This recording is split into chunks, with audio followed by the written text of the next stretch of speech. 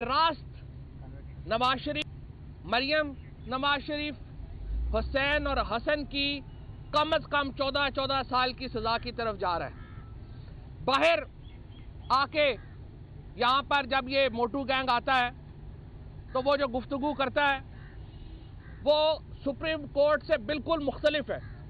مثال کے طور کے اوپر باہر آج تک نیریٹو کیا تھا؟ 1 قطری خط نہ ہوا تو ہم اس کو انویسٹیگیشن کو تسلیم نہیں کریں گے۔ سپریم کورٹ کے اندر جو آبجیکشن پٹیشن دائر کی اس میں ایک لفظ نہیں ہے قطری خط کے بارے میں، اور نہ ہی اس بارے میں کہ قطری خط ہے یا نہیں ہے تو اس کا کیا امپیکٹ ہوگا۔ نمبر 2 کہتے ہیں والیوم 10 ضرور کھولے، باہر کہتے ہیں۔ آج ابھی جج صاحب نے کہا، جسٹس عظمت سعید صاحب نے کہا آپ کی ڈسکریشن ہے، آپ چاہتے ہیں تو کھول دیتے ہیں، لیکن یہ بات ذہن میں رکھیے گا اگر والیوم 10 کھلا تو اس کے بھی کچھ اثرات آئیں گے، اس پر بھی ڈسکشن ہوگی کہ میوچل لیگل اسسٹنس جو مانگی گئی وہ کیوں مانگی گئی، اور بات اور ملکوں میں بھی جائے گی۔ اور اب یہ لگ رہا ہے کہ جو جے آئی ٹی نے جو تحقیقات کی ہیں ان کے نتیجے میں نہ صرف لندن بلکہ سوئٹزرلینڈ میں اور باقی ملکوں میں جہاں سے میوچل لیگل اسسٹنس مانگی گئی ہے وہاں پر مزید پراپرٹیز، مزید بزنسز ڈسکور ہوئے ہیں۔ اور والیوم 10 اب دیکھتے ہیں نواز شریف صاحب اور ان کی ٹیم کے اوپر چھوڑا ہے ججز نے، وہ کھلوائیں۔ تیسری بات، باہر کہتے تھے کہ تمام ویڈیو لنکس جو ہیں، جو آڈیو ویڈیوز ہوئے ہیں، جو ویڈیو ریکارڈنگز بنی ہیں ان کو اوپن کیا جائے۔ کورٹ میں ایک لفظ اس کے اوپر بات نہیں ہو رہی۔ ہم کہتے ہیں، ہم نے پہلے بھی کہا تھا یہ پروسیڈنگز براہ راست دکھائیں، ہم اب بھی کہتے ہیں ویڈیوز ریکارڈنگ جاری کی جائیں، کیونکہ ہمیں پتہ ہے کہ ان ویڈیو ریکارڈنگ کو جاری کرنے کے نتیجے میں پاکستان کی فلم انڈسٹری کو کتنا فائدہ ہوگا، سینما انڈسٹری کو کتنا فائدہ ہوگا۔ اور جب کیپٹن صفدر کی ویڈیو چلے گی تو اس وقت تو آپ دیکھیں گے کہ ٹکٹس بلیک میں بکیں گے۔ لہٰذا یہ ویڈیو ضرور سینما میں آنی چاہیے، سینما میں چلنی چاہیے، اور ہم اپنے جو ہمارے لوگوں کے سینماز ہیں ان کو تو وہ چاہتے ہیں کہ ہمیں سب سے پہلے دے تاکہ ہم چلائیں۔ جسٹس کہا گیا پہلا حصہ جو تھا، پہلے حصے میں خواجہ حارث صاحب کا جو آرگومنٹ تھا وہ یہ تھا کہ جے آئی ٹی نے اپنے اختیارات سے تجاوز کیا ہے۔ وہ کیسے تجاوز کیا ہے کہ جے آئی ٹی نے حدیبیہ کے معاملے کو کھولنے کا ریکمنڈیشن کی ہے، انہوں نے 93-94 میں جو ایف آئی آرز ہوئی تھی ان کو کھولنے کا کہا ہے، اور بقول پی ایم ایل این کے وکیل کے یہ انہوں نے اپنی جورسڈکشن سے تجاوز کیا ہے، یعنی چوری ہوئی ہے، پاکستان کا پیسہ باہر گیا ہے۔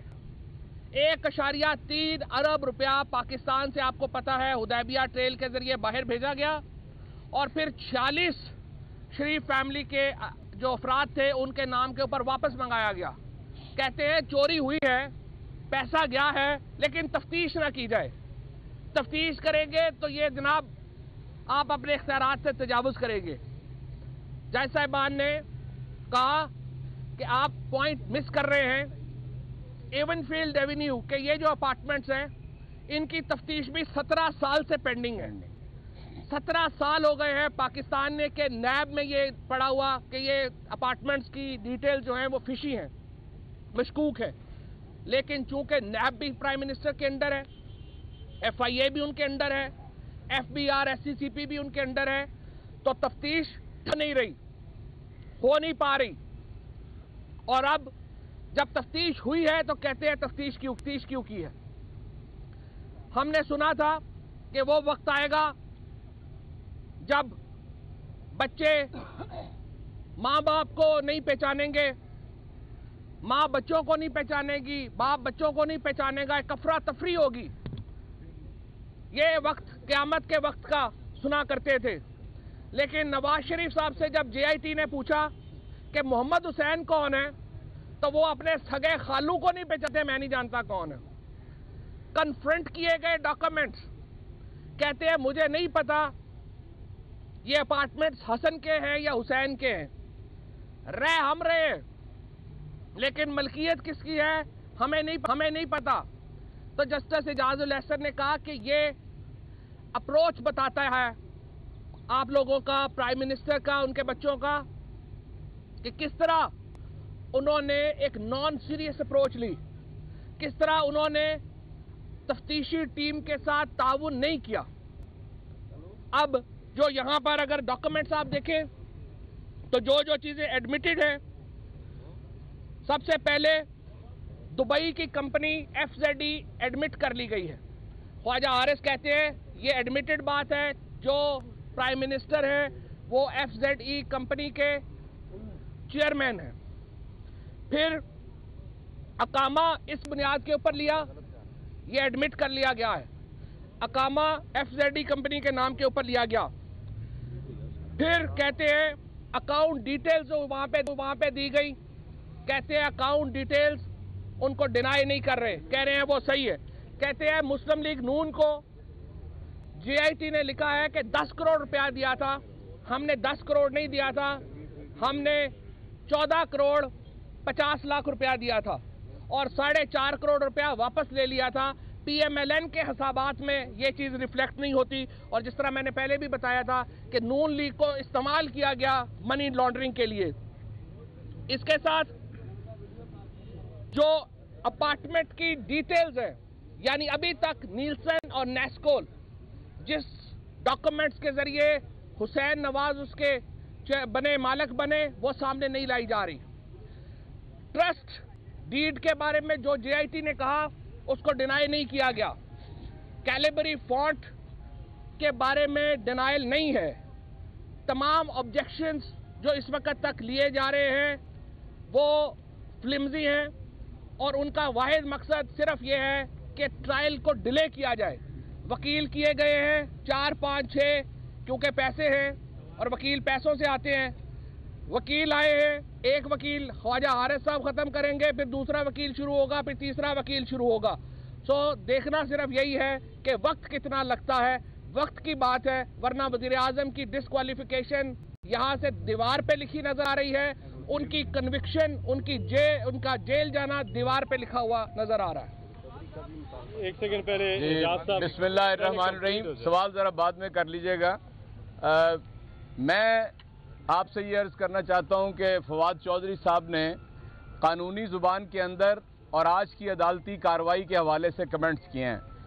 میں ذرا بالکل عام فہم زبان کے اندر اپنے جیسے پاکستان کے عوام کو مخاطب کرنا چاہتا ہوں کہ آج یہ جو مقدمہ ہے جو نواز شریف کے اوپر چوری کا, ڈکیتی کا اور پیسہ چرا کے ناجائز ذرائع سے پاکستان سے باہر لے جانے کا, اور ساری دولت اپنی اولاد کے نام پہ جو انہوں نے منتقل کر دی ہے, یہ ایسے فیصلہ کن مرحلے کے اندر داخل ہو چکا ہے کہ اب یہ ممکن نہیں رہا کہ نواز شریف اپنے آپ کو بچا سکیں.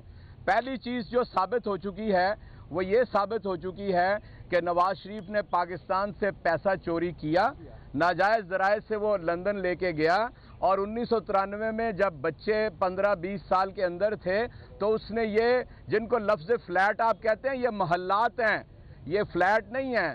ایک بیٹا 650 کروڑ روپے کے گھر میں رہتا ہے. یہ بنیادی ایک چیز یہ ثابت ہو گئی ہے.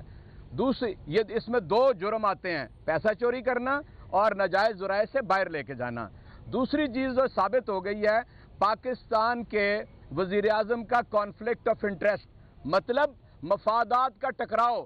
ایک آدمی پاکستان کا وزیر اعظم ہے اور ساتھ ایک ملک کے اندر وہ ایک کمپنی بنا کر اس کا پہلے مارکیٹنگ مینیجر بنتا ہے, پھر چیئرمین بنتا ہے, وہاں سے اقامہ حاصل کرتا ہے. اقامہ پاکستانیوں کو معلوم ہے اس کاغذ کو کہتے ہیں جس کی وجہ سے آدمی آ جا سکتا ہے اس عرب ملک کے اندر. یہ بالخصوص عرب ممالک کی ایک اصطلاح ہے جو استعمال کی جاتی ہے وہاں پر آنے جانے اور رہنے کے لیے.